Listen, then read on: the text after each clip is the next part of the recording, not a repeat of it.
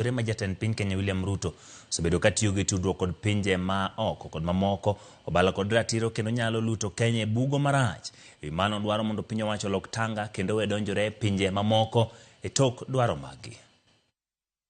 If you are talking of a foreign policy that guides you to host M13 in the country and they form an opposition to the government in DRC.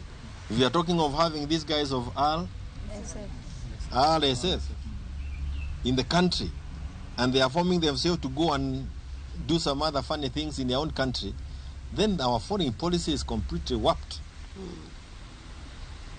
And it is an embarrassment knowing the kind of brains we have that have guided us in the past in terms of foreign policy that gave us a lot of respect internationally. We were respected and feared as a country that knew what we wanted to do, where we wanted to go, and how. As it is today, if you ask any person sitting for an exam to write about the Kenyan foreign policy, at a go